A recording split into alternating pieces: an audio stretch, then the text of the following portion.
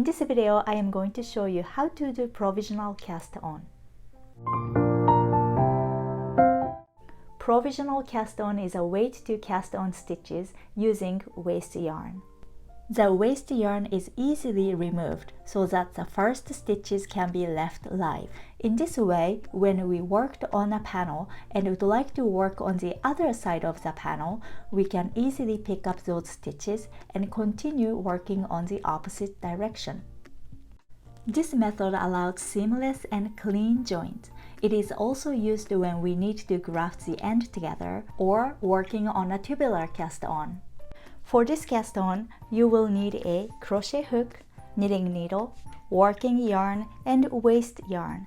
For the waste yarn, I would recommend using contrasting colored yarn. I would also recommend using very smooth yarn and not fuzzy yarn because fuzzy yarn can get caught in between stitches and make it harder to unravel.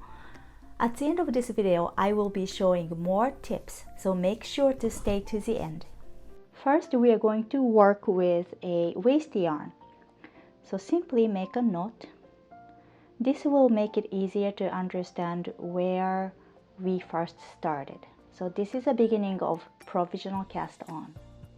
And then make a slip knot.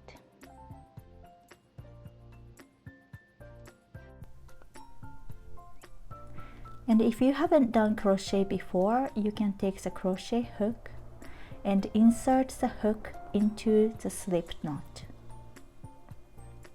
and tighten a little bit and simply scoop it up, turn it counterclockwise, and then put it through the slip knot. And this is a chain stitch. We are going to make 3 to 4 chain stitches before starting the cast on. Now we are going to use a knitting needle. So place the needle on top of the yarn right next to the crochet hook. Make sure the working yarn is placed behind the knitting needle. And then tail end you can hold with the knitting needle, and then crochet hook can come on top of the knitting needle, not behind but on the top. From here, we are going to make chain stitches around the knitting needle. So this first stitch on the knitting needle is the first provisional cast on stitch. Now, every time we make a stitch, we have to bring the working yarn behind the knitting needle. And then do the same. Wrap the yarn around, put it through the stitch, bring the working yarn behind the knitting needle, and do it again until you reach the number of stitches that you need.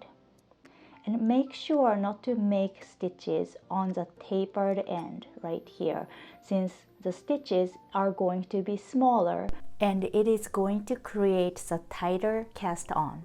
Alright, so at the end we are going to make few crochet chain again.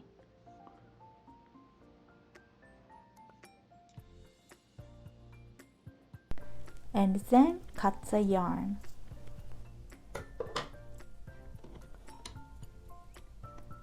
Then you can take off the tail. And make sure not to make it really tight because we have to undo this knot at the end. We finished halfway through this provisional cast on. From here, we are going to work with a working yarn. I work really hard to make my tutorials easy to understand. So if you think it is helpful, please give me thumbs up to let me know. Also, don't forget to hit subscribe so you won't miss other tutorials. To complete the provisional cast on, simply join the working yarn and knit all the stitches. That's the end of the cast on, and then you can move on to the pattern.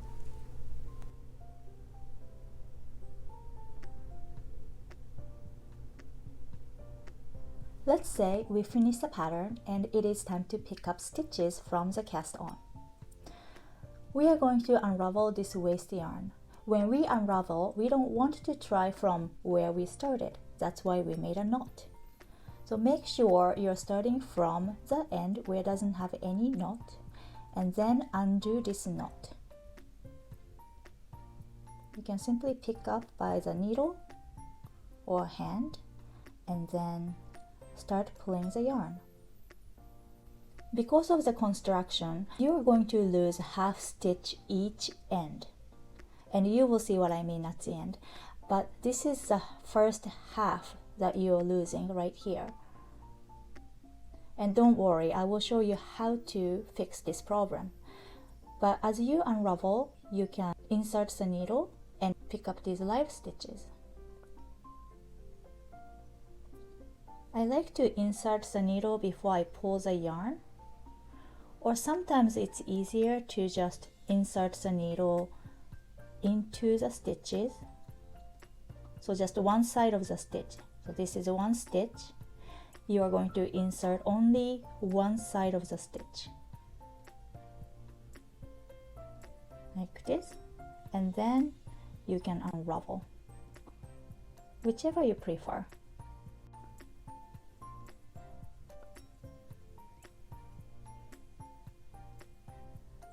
And then this is what I mean. Sometimes the fiber gets stuck, and this is exactly the reason why you don't want fuzzy waste yarn.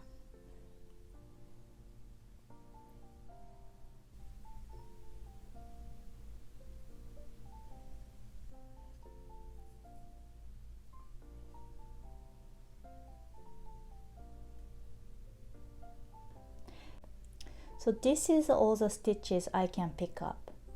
And what I meant the half stitch is right here. Let me turn it around.